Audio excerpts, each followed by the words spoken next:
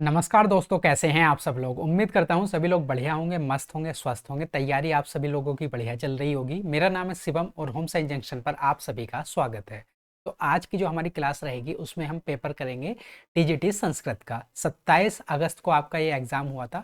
कल की क्लास में हमने इसके 10 क्वेश्चन कर लिए थे, 10 क्वेश्चन और हुए थे। उनको हम आज की क्लास में कंप्लीट करेंगे और इसका जो पीडीएफ है वो मिल जाएगा आपको Telegram channel paper 1 by Shivam Chauhan पर। वहाँ से पीडीएफ डाउनलोड करके आप अपनी प्रैक्टिस कर सकते हैं। तो चलिए आज की क्लास अपनी स्टार्ट करते हैं। क्वेश्चन नंबर 10 तक हमने कर लिया था। आज हमें क्वेश्चन नंबर 11 से अपनी जो है क्लास स्टार्ट करनी है। तो क्वेश्चन नंबर 11 डीआई का ये क्वेश्चन है। क्वेश्चन में बोला गया है भाई, एक बार ग्राफ में जो है 5 कंपनियां A B C D E की आय और व्यय जो है करोड़ों में दर्शाया गया है। तो ग्राफ का अध्ययन आपको ध्यानपूर्वक करना है और अपने क्वेश्चन का आंसर देना है। तो यहाँ पर देखिए 5 कंपनियां हैं A B C D E और यहाँ पर ये जो है इनकी राशि दे रखी है करोड़ में। कंपनी की आय और व्यय दे रखी है। आय है ये आपकी ब्लू वाली और व्यय जो खर्च है वो है आपका येलो वाला। क्लियर है इतनी बात। अगर आपको यहाँ पर ये चीज़ें क्लियर नहीं हो रही तो मैं लिख देता हूँ यहाँ पर। यह 4.3, 2.4, 2.5, 1.8, 3.5, 2.8, 4.5, 4.4, 3.8 और 2.1। अब क्लियर है। अब देखिए हमें क्या बताना है, पांचों कंपनियों की कुल बचत बतानी है, कितनी होगी, है ना। कुल बचत बतानी है। तो बचत कैसे आएगी, अगर टोटल जितनी हमारी इनकम है उसमें से अगर हम खर्च को माइनस कर दें तो हमारे पास बचत आ जाएगी, सेविंग्स आ जाएंगी। तो सबसे पहले एक काम करो, पांचों कंपनियों की टोटल आय निकाल लो। उसके बाद पांचों कंपनियों का टोटल खर्च निकाल लो। अब पांचों कंपनियों की टोटल आय में से पांचों कंपनियों का टोटल खर्च अगर हम माइनस कर देंगे तो हमारे पास सेविंग्स आ जाएंगी, बचत आ जाएंगी। क्लियर है। तो सबसे पहले आय है, देखिए ये ब्लू वाली, इन सबको जोड़ लो। तो देखिए 3 + 5 8, 5 13, 13 5 18, 18 और 8 कितना हो जाएगा 26 और 26 हाँ 26। तो यहाँ पर आ जाएगा 6, बचेगा 2, पॉइंट लग जाएगा। 2 4 6, 2 8, 3 11, 4 15, 3 18, कितना आ गया टोटल 18.6। ये आ गया आपकी आय इनकम। अब हमें क्या करना है, सारे ब्याज जितने हैं 5 कंपनियों के उसको जोड़ लेना है। तो ये हो जाएगा 4 + 8 12, 8 20, 4 24 और 1 25, बचेगा 2, पॉइंट लग जाएगा।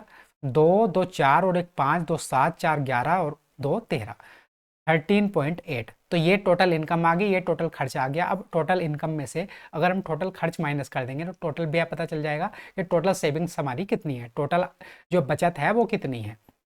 तो 6 में से 5 माइनस करेंगे 1, 8 में से 3 माइनस करेंगे 5, तो 5.1 इतनी क्या है, इतनी है हमारे पास बचत। तो 5.1 फोर्थ ऑप्शन हो जाएगा हमारा करेक्ट आंसर। समझ पाए इस बात को, आगे बढ़ जाएं।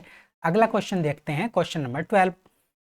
क्वेश्चन नंबर 12 में ये बोल रहा है कि in a factory the production of scooters increased from 20,000 to 54,880 in 3 years, assuming the growth rate is the same each year, find the annual growth rate in percentage। समझ पाए इस बात को कि भाई 20,000 था स्टार्टिंग में, जो कंपनी है कारखाना है उसमें उस स्कूटर जो है उनका उत्पादन कितना था, 20,000 था। लेकिन 3 साल के बाद क्या होता है, उत्पादन कितना हो जाता है, 54,880 हो जाता है। तो हमें यही बताना है कि अगर प्रत्येक साल जो है ग्रोथ जो परसेंटेज रेट रही है वो समान रही है तो वो परसेंटेज कितनी रही होगी, है ना। तो यहाँ पर देखिए आ जाइए, सबसे पहले स्टार्टिंग में 20,000 था उत्पादन स्कूटर्स का और 3 साल के बाद कितना हो गया है, 54,880 हो गया है 3 साल के बाद। तो अगर हम यहाँ से रेशियो लेंगे, सबसे पहला हमारा काम है यहाँ से रेशियो ले लेते हैं। तो 1 0 से 1 0। अब देखिए ये किससे चला जाएगा, 8 छंग 48, 8 8 से चला जाएगा। तो 8 दूनी 16, बचेगा कितना 4, 8 पंजे 40, 250। यहाँ से कितना बचेगा, 8 छंग 48, 6 8 अट्ठे 64, बचेगा कितना 4, 8 छंग 48, 686। अब ये भाई किससे चला जाएगा, 6 6 12 और 8 20, 4 से चला जाएगा, हाँ 2 से भी चला जाएगा। तो 2 2 दूनी 4 और 2 पंजे 10, 125 बार चला जाएगा। 2 तिया 6, 2 चौक 8 और 2 तिया 6। अब देखिए हमारा रेशियो कितना आ गया, 125 अनुपात 343। मतलब स्टार्टिंग में अगर कंपनी का जो स्कूटरों का उत्पादन था 125 था तो 3 साल के बाद कितना हो गया है, 343 हो गया है। अब ये बात हो रही है, कहानी है सारी 3 वर्षों की, 3 साल की। अगर 3 साल के बाद इतना हुआ है तो इसका हम क्या ले लेंगे, क्यूब रूट ले लेंगे, है ना। दोनों का क्या ले लेंगे, क्यूब रूट ले लेंगे। तो 125 और 343 का जब ये क्यूब रूट से बाहर आएंगे क्या आएगा भाई, यहाँ से आ जाएगा 5, और यहाँ से आ जाएगा कितना 7, क्योंकि 5 का क्यूब कितना होता है 125, 7 का क्यूब होता है 343। तो समझ पाए, तो मतलब प्रत्येक साल जो है स्कूटरों के उत्पादन में कितने की बढ़ोतरी हो रही है, 5 से 7। कितने की, 2 की बढ़ोतरी, कितने पर, 5 पर। तो 100 पर कितनी, तो 5 से ये चला जाएगा 20 बार, 20 दूनी 40। तो 40%, मतलब हर साल जो है वृद्धि जितनी हो रही है वो कितनी है, 40% वृद्धि हो रही है। थर्ड ऑप्शन हो जाएगा हमारा करेक्ट आंसर। समझ पाए इस बात को, आगे बढ़ते हैं। नेक्स्ट क्वेश्चन है क्वेश्चन नंबर 13। तो ये आपका जो है मेंसुरेशन का क्वेश्चन है। क्वेश्चन में बोल रहा है एक शंक्वाकार तंबू के आधार की त्रिज्या और ऊंचाई का अनुपात आपको कितना दे रखा है, 4:1, 4:1 दे रखा है। ये एक शंक्वाकार जो है टेंट है और इसकी जो है त्रिज्या और ऊंचाई का अनुपात भी आपको दे रखा है। ये रेडियस है इसकी और ये है इसकी हाइट। तो देखिए त्रिज्या और ऊंचाई का अनुपात कितना है, ये 14 है और ये है 1। क्लियर है इतनी बात। यदि वृत्ताकार आधार का व्यास 126 मीटर है, तो भाई व्यास इसका कितना दे रखा है 126 मीटर, और त्रिज्या क्या होती है, व्यास की आधी होती है। तो त्रिज्या कितनी हो जाएगी, त्रिज्या हो जाएगी इसकी आधी, 126 का आधा कितना हो जाएगा, 60 3 63, 63 मीटर। तो बेसिकली जो ये आपका शंक्वाकार तंबू है, इसकी जो त्रिज्या है, रेडियस है, वो कितनी है, 63 मीटर है। और ये क्वेश्चन में आपको क्या दे रखा है, 14 दे रखा है। देखिए तंबू के आधार की त्रिज्या कितनी दे रखी है, 14 दे रखी है। मतलब 14 यूनिट की वैल्यू आपको क्वेश्चन में कितनी दी गई है, 63 मीटर। हमें क्या निकालना है, हमें निकालना है शंक्वाकार जो टेंट है उसका आयतन बताना है घन मीटर में। तो भाई आयतन का फॉर्मूला लगा देंगे। शंकु के आयतन का फॉर्मूला क्या होता है, 1/3 पाई आर स्क्वायर एच, ये फॉर्मूला होता है जो है शंकु के आयतन का। अब यहाँ पर सारी वैल्यू आप रख देंगे। पाई की वैल्यू हमें क्या लेनी है, 22/7। तो 1/3 पाई की जगह रखेंगे 22/7 गुणा आर की जगह क्या रखना है, त्रिज्या कितनी है भाई, त्रिज्या है हमारी 63 मीटर, है ना, त्रिज्या 63 मीटर है। तो 63 गुणा 63।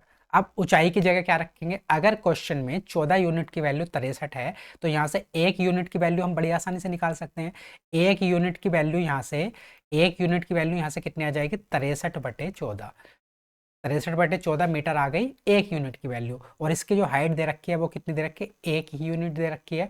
तो जो हमारा शंक्वाकार टेंट है उसकी हाइट कितनी आ गई, 63/14 मीटर। तो अब एच की जगह क्या रख देंगे, 63/14। बस इसको आप सोल्व कर लीजिए, आपका आंसर आ जाएगा, आपको आयतन पता चल जाएगा। तो जब हम इसको सोल्व करेंगे कितना आएगा भाई, सबसे पहले 7 या 21, 21 से 63 चला जाएगा 3 बार। उसके बाद 7 दूनी 14 और 7 नम 63। 2 से 22 कितनी बार चला जाएगा, 11 बार। तो अब ऊपर कितना बचा है, 11 गुणा 3 गुणा 9 गुणा 63। तो अब आप एक बात समझिए कि यहाँ पर देखिए 11 भी है, 3 भी है, 9 भी है, और 9 सत्ते 63, 7 भी है। तो यहाँ पर देखिए कितने सारे मल्टीपल हैं। 11 का मल्टीपल भी हमारे ऑप्शन में होना चाहिए, 3 का मल्टीपल भी हमारे ऑप्शन में होना चाहिए, 9 का मल्टीपल भी हमारे ऑप्शन में होना चाहिए, और 7 का मल्टीपल भी हमारे ऑप्शन में होना चाहिए। तो मल्टीपल से चेक कर लेते हैं, या तो आप गुणा करो या फिर मल्टीपल से चेक कर लो। तो मल्टीपल से हम चेक करने की कोशिश करते हैं। सबसे पहले 9 का आसान होता है, तो 9 का चेक कर लेते हैं, है ना। तो देखिए अगर 9 से कोई संख्या डिविजिबल है तो उसके अंकों का योग भी जो है 9 से डिवाइड होना चाहिए। तो 8 और 1 9, और 7 2 9। तो ये पूरी पूरी 9 से डिवाइड हो रही है, आंसर हो सकता है। अब यहाँ पर आ जाओ, 8 और 1 9, 8 और 1 9 8। तो ये देखिए इसके अंकों का योग कितना आ रहा है, 8। तो ये 9 से पूरी पूरी डिवाइड नहीं होगी, मतलब ये आंसर हमारा नहीं हो सकता है। अब यहाँ पर आ जाओ, 9 और 2 2 4, यहाँ पर आ रहा है अंकों का योग 4। तो ये भी हमारा जो है आंसर नहीं हो सकता है। 8 और 1 9, 7 2 9, ये आंसर हो सकता है। तो देखिए 2 ऑप्शन हमारे एलिमिनेट हो गए, एक तो सेकंड वाला और थर्ड वाला। अब 2 ऑप्शन बचे हैं। अब हम क्या काम कर सकते हैं, या तो आप 11 से डिविजिबिलिटी चेक कर लो या 7 से। हम 11 से कर लेते हैं। तो 11 से अगर हम फर्स्ट ऑप्शन को चेक करेंगे तो देखिए 8 और 1 9 और 1 10, यहाँ पर जो है कितना आ गया, 1 + 8 9, 9 और 1 10। 10 में से 7 + 1 8 माइनस करेंगे तो कितना बचेगा, 2। तो जो इनका अल्टरनेट डिजिट्स का जो सम का जो डिफरेंस है वो कितना आया, 2। और ये 2 आया है, तो ये 11 से कभी भी पूरी पूरी डिवाइड नहीं होगी। तो ये वाला ऑप्शन हमारा गलत हो जाएगा।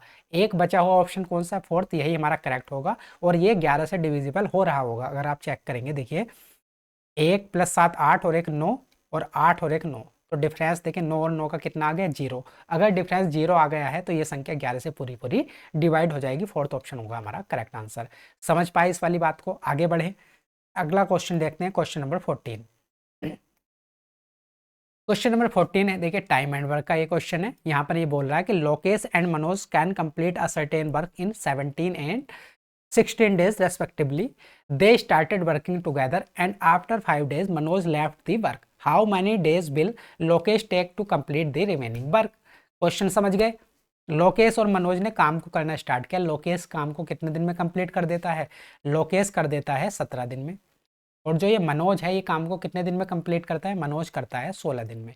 हमें यही बताना है कि अगर इन्होंने दोनों ने मिलकर काम करना स्टार्ट किया हो और 5 दिन के बाद मनोज ने छोड़ दिया, तो जो शेष काम बचा है, रिमेनिंग जो वर्क बचा है, उसको लोकेश कितने दिनों में कंप्लीट कर देगा? तो सबसे पहला काम है हमें टोटल वर्क पता करना। टोटल वर्क कैसे निकलेगा? इन दोनों का एलसीएम निकाल कर। तो इन दोनों का एलसीएम क्या आ जाएगा? देखिए यहाँ पर कोई चीज़ कॉमन तो है नहीं, तो 17 और 16 का एलसीएम कितना आ जाएगा? 17 गुणा 16। अब यहाँ से इनकी एफिशिएंसी निकाल सकते हैं, कार्य करने की क्षमता। 17 से इसको भाग करेंगे कितना आएगा? 16।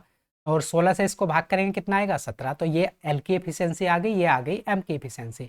अब देखिए 5 दिन तक शुरू में स्टार्टिंग में दोनों ने साथ मिलकर काम किया है। कितने दिन तक? 5 दिन तक काम किया है। तो दोनों का एक दिन का काम कितना होगा? ये हो जाएगा 16 दूनी 32 और 1 33। 33 यूनिट काम करते हैं दोनों मिलकर एक दिन में। तो 5 दिन में कितना कर देंगे? तो 5 से गुणा करेंगे, 5 तिया 15, 5 तिया 15 और 1 16।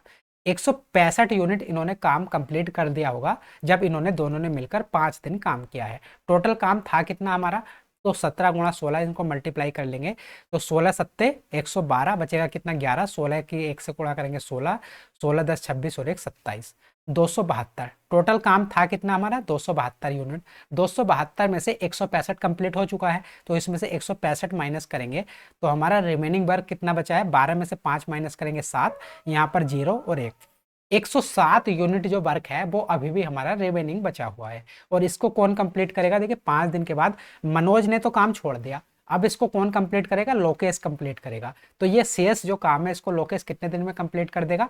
107 यूनिट। और एक दिन में कितना काम करता है? 16। तो बटे 16 कितनी बार चला जाएगा भाई? तो 16 छंग 96, बचेगा कितना? 4 7 11 बटे 16। तो कितने दिन में कंप्लीट कर देगा? 6 सही 11 बटे 16 दिन में। सेकंड ऑप्शन हो जाएगा हमारा करेक्ट आंसर। समझ पाए इस वाली बात को? आगे बढ़े, अगला क्वेश्चन देखते हैं, क्वेश्चन नंबर 15। क्वेश्चन नंबर 15 में बोल रहा है कि एक व्यक्ति वाराणसी से बसई विरार 30 किलोमीटर प्रति घंटा की चाल से जाता है और उसी मार्ग से 45 किलोमीटर प्रति घंटा की स्पीड से वापस आ जाता है, कि चाल से वाराणसी वापस आ जाता है। तो पूरी यात्रा के दौरान उसकी औसत गति क्या है? एवरेज स्पीड हमें निकालनी है। तो इसके लिए बड़ा सिंपल सा फॉर्मूला है 2x by upon x plus by. मतलब 2x की वैल्यू रखेंगे 30, बाई की वैल्यू रखेंगे 45 अपॉन x प्लस बाई। तो 30 प्लस 45 कितना हो जाएगा? 75। अब ये 15 या 45, 15 पंजे 75, 5 से 30 6 बार, तो 6 18, 18 दूनी 36, कितना आ गया? 36 किलोमीटर प्रति आवर क्या हो गई इनकी एवरेज स्पीड। थर्ड ऑप्शन हो जाएगा हमारा करेक्ट आंसर। आगे बढ़ जाएं, क्वेश्चन नंबर 16 देखते हैं। वह सबसे छोटी संख्या ज्ञात कीजिए जिसे 2564 से में जोड़े जाने पर प्राप्त योगफल 2 4 6 और 3 से पूर्णतः क्या हो जाता है? विभाजित हो जाता है, पूर्णतः कंप्लीटली डिविजिबल हो जाता है। तो हमें वो छोटी से छोटी संख्या ढूंढनी है कि जिसको अगर हम इस संख्या में जोड़ दें तो वो इन सभी से जो है पूरा पूरा कंप्लीटली डिविजिबल हो जाए। तो सबसे पहले तो देखिए 3 से डिविजिबल अगर हो रही है कोई संख्या तो उसके अंकों का योग भी 3 से पूरा पूरा डिविजिबल होना चाहिए। तो यहाँ पर इसी का हम यूज करेंगे। देखिए यहाँ पर अगर मैं इस संख्या के अंकों का योग करूं, डिजिट्स का सम करूं, तो वो कितना आएगा? 5 प्लस 2 7, 7 प्लस 6 13, 13 प्लस 4 17। इसकी डिजिट्स का सम कितना आएगा? 17, और 7 प्लस 1 करेंगे 8। तो ये वाला जो नंबर आपको दे रखा था इसके डिजिट्स का सम कितना आया है? 8 आया है, 8 आ गया। अब देखिए 8 अगर इसके डिजिट्स का सम आया है और एक तरफ हम कह रहे हैं कि ये संख्या 3 से पूर्णतः विभाजित होनी चाहिए, तो 8 तो 3 से पूरा पूरा डिवाइड नहीं होता, मतलब ये वाली संख्या तो 3 से डिवाइड नहीं होती। तो हमें कुछ इसमें जोड़ना पड़ेगा, क्योंकि क्वेश्चन में बोल रहा है कि वो छोटी से छोटी संख्या बता दो कि जिसको हम अगर इसमें जोड़ दें तो इन सब से पूरा पूरा डिवाइड हो जाए। तो 8 में ऐसी छोटी से छोटी संख्या हम क्या जोड़ दें कि ये जो है 3 से पूरा पूरा डिवाइड हो जाए। तो 8 में 8 जोड़ोगे 16, तो यह फिर से हो जाएगा 7, ये 3 से डिवाइड होगा? नहीं होगा। 16 में सॉरी 8 में अगर हम 16 जोड़ दें तो कितना हो जाएगा? 24। और 24 देखिए 2 प्लस 4 6, 6 जो है 3 से पूरा पूरा डिवाइड होता है, हो सकता है, लेकिन हमें क्या बताना है, छोटी से छोटी संख्या, स्मॉलेस्ट नंबर बताना है। तो इसको अभी रहने देते हैं। अब देखिए 8 में 3 जोड़ोगे हो जाएगा 11, 11 मतलब 1 + 1 2, तो 2 3 से डिवाइड होता है, नहीं होता, नहीं हो सकता है। अब बात आती है 4 की, तो 8 में 4 जोड़ोगे कितना हो जाएगा, 12, 12 का मतलब 1 + 2 = 3। तो इसके अंकों का जो कितना आ गया, इसके डिजिट्स का सम कितना आ गया, 3, और 3 3 से पूरा पूरा डिवाइड होता है, मतलब वो छोटे से छोटी संख्या क्या है, 4 है, जिसको अगर हम इसमें जोड़ दें तो 2 4 6 और 3 इन सबसे कंप्लीटली डिविजिबल हो जाएगा। अब भाई देखिए हमने सिर्फ 3 से चेक किया था। अब आप पूछेंगे कि ये हमने 3 से तो पता चल गया कि 3 से तो डिवाइड हो जाएगी, अगर हम 2564 में 4 जोड़ दें तो 3 से तो डिवाइड हो जाएगी, लेकिन क्या है 2 4 6 से भी डिवाइड हो जाएगी, बिल्कुल हो जाएगी। 2 की डिविजिबिलिटी क्या होती है, अगर देखिए 2564 में अगर हम 4 जोड़ देंगे तो कितना हो जाएगा, 2568, 2568 हो जाएगा अगर हम ये 4 जोड़ देंगे। अब 2 से डिविजिबल होने की किसी भी संख्या की क्या शर्त है, कि उसकी जो इकाई का अंक है वो एक सम संख्या होनी चाहिए, है ना, एक इवन नंबर होना चाहिए। अगर उसके यूनिट डिजिट एक इवन नंबर है तो वो 2 से डिवाइड हो जाएगी, बिल्कुल सही बात है। 4 से डिविजिबिलिटी का क्या रूल है, 4 से डिविजिबिलिटी का रूल ये है कि अगर लास्ट की 2 डिजिट जो हैं 4 से कंप्लीटली डिविजिबल हो जाएंगी तो वो संख्या भी पूरी पूरी डिवाइड हो जाएगी। लास्ट की 2 डिजिट इसकी क्या क्या है, 6 और 8, मतलब 68 अगर 4 से पूरा पूरा डिवाइड हो जाएगा तो ये पूरी संख्या भी 4 से डिवाइड हो जाएगी। तो देखिए 68 4 से डिवाइड होता है, बिल्कुल होता है, 4 4 7 28 पूरा होता है। ऐसे 6 में किस किस के फैक्टर छुपे हुए हैं, 2 × 3, तो देखिए 2 से तो ये पूरी पूरी डिवाइड हो रही है, इसका यूनिट डिजिट अगर 2 से पूरी पूरी डिवाइड होती है तो कंप्लीट संख्या भी 2 से डिवाइड होगी। ऐसी 3 से तो हमने चेक कर ही लिया है, तो इसीलिए ऐसी वो छोटी से छोटी संख्या 4 है जिसको अगर हम इसमें जोड़ दें तो ये संख्या 2 4 6 3 सभी से पूर्णतः डिविजिबल हो जाएगी। क्लियर है, आगे बढ़ जाएं। अगला क्वेश्चन है क्वेश्चन नंबर 17। तो यहाँ पर ये बोल रहा है कि 21 सेंटीमीटर व्यास वाले गोले का पृष्ठीय क्षेत्रफल बताना है। हमें क्या बताना है, सरफेस एरिया। तो गोले के सरफेस एरिया का फॉर्मूला क्या होता है, 4πr²। ये जो है गोले के सरफेस एरिया का फॉर्मूला होता है। अब यहाँ पर आप वैल्यू रख दो, पाई की वैल्यू हम पाई ही रखेंगे क्योंकि ऑप्शन में पाई को ऐसे ही लिखा गया है। तो यहाँ पर रख देंगे 4π। आर की जगह हमें क्या रखना है, त्रिज्या क्या रखनी है भाई। यहाँ पर ये बोला कि 21 सेंटीमीटर व्यास, डायमीटर दे रखा है 21 सेंटीमीटर, तो त्रिज्या क्या होती है, व्यास की आधी, मतलब 21/2 हो जाएगी। तो 21/2 और r² तो गुणा 21/2। अब देखिए 2 दूनी 4 से 4 कैंसिल आउट, यहाँ पर पाई बचा है और 21 का स्क्वायर कितना होता है, 441। तो 441 पाई हो जाएगा हमारा करेक्ट आंसर, 441 पाई सेंटीमीटर स्क्वायर। फोर्थ ऑप्शन होगा हमारा करेक्ट। आगे बढ़े, क्वेश्चन नंबर देखते हैं 18। क्वेश्चन नंबर 18 है, एक टॉय ट्रैक्टर का अंकित मूल्य 7,390 है और इसे 1,370 में बेचा जाता है। छूट प्रतिशत की गणना कीजिए और जो आंसर बताना है हमें, दशमलव के 2 स्थानों तक पूर्णांकित होना चाहिए, है ना। तो देखिए इतने रुपए का ट्रैक्टर था और इतने रुपए में हमने बेच दिया, तो छूट कितने की दी, अगर 7,390 रुपए का ट्रैक्टर को 1,370 में बेच रहे हैं तो छूट कितने की दे रहे हैं, 2 0 और 7 में से 1 माइनस करेंगे 6, 6,020 की छूट दे रहे हैं। और यही बताना है कि कितने परसेंटेज की छूट दी गई है। तो 6,020 की छूट दी गई है, कितने रुपए पर, अंकित मूल्य पर दी जाती है, 7,390 पर। तो परसेंटेज निकालनी है तो 100 पर कितनी, तो बेसिकली हमें बताना है कि 6,020 7,390 का कितने परसेंट है, तो यहाँ पर निकाल लेंगे हम। देखिए भाई 0 से 0 कैंसिल आउट।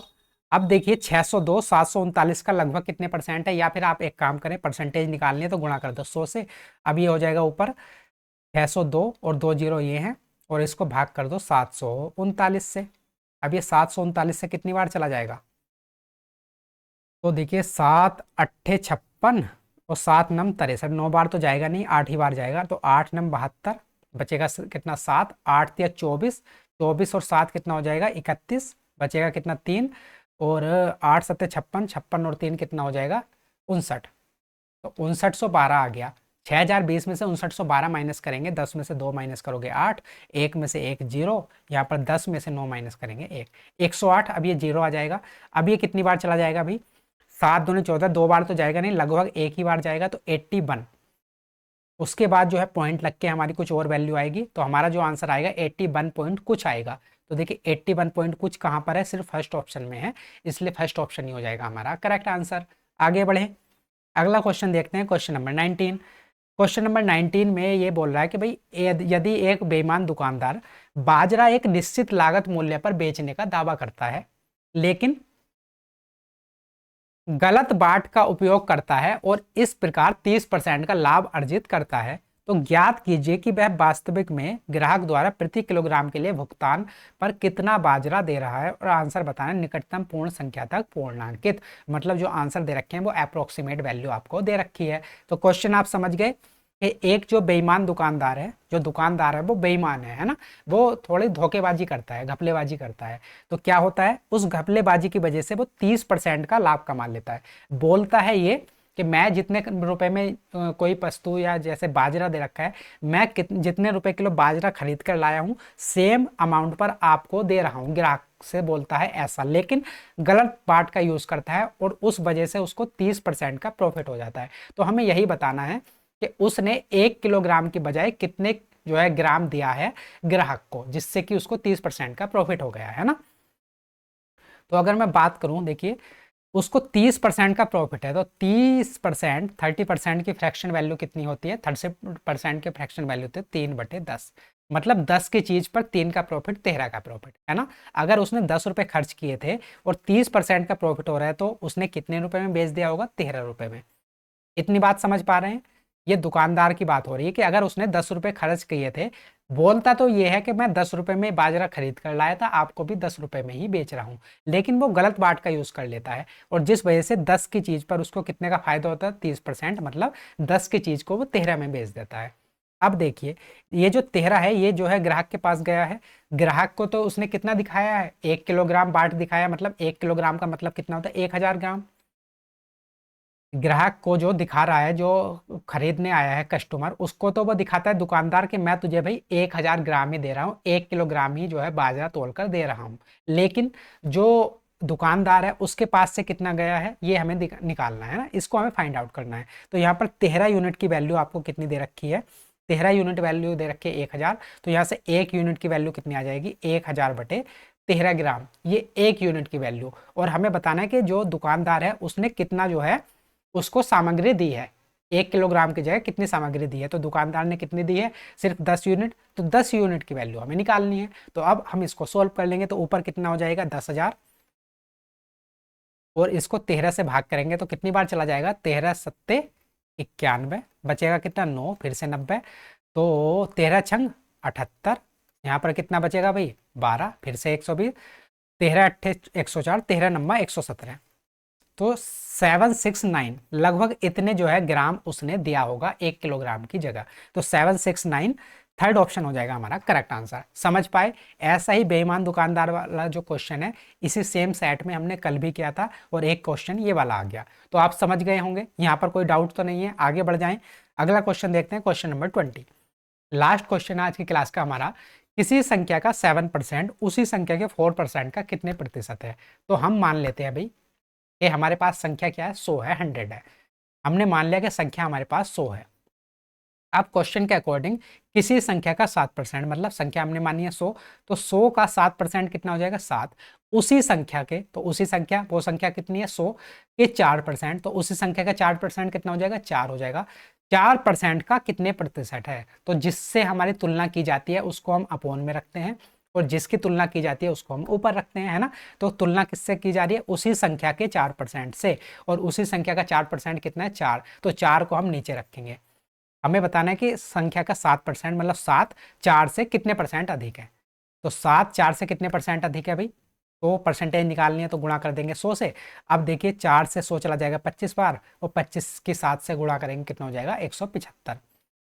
तो जो ये 7 है, 4 से कितना परसेंट अधिक है, 175% अधिक है। फर्स्ट ऑप्शन हो जाएगा हमारा करेक्ट आंसर। तो ये 20 के 20 क्वेश्चन हमारे हो चुके हैं। पेपर कौन सा था हमारा, देखिए आंसर की भी इसके साथ में मैं आप टेलीग्राम चैनल पर शेयर कर दूंगा। ये 27 अगस्त 2025 टीजीटी संस्कृत का आपका एग्जाम था। इसके 20 के 20 क्वेश्चन मैथ्स के भी हमने कंप्लीट कर लिए हैं, और रीजनिंग वाला पार्ट भी हमने कंप्लीट कर लिया है। रही बात बाकी जो 3 सेक्शन बचे हैं पेपर 1 के, जनरल पेपर के, हिंदी, इंग्लिश और जीके। तो उसके लिए मैंने जो है कंप्लीट जो आंसर की है वो टेलीग्राम पर शेयर कर दिया। टेलीग्राम चैनल का नाम है paper one by Shivam Chauhan. वहाँ से जाके आप बाकी सेक्शन को भी देख सकते हैं कि उनका पैटर्न किस प्रकार का आया है। तो चलिए मिलते हैं अगली वीडियो में, तब तक के लिए नमस्कार, धन्यवाद। जिनका भी एग्ज़ाम है उन सबको बेस्ट ऑफ लक। मिलते हैं अगली वीडियो में।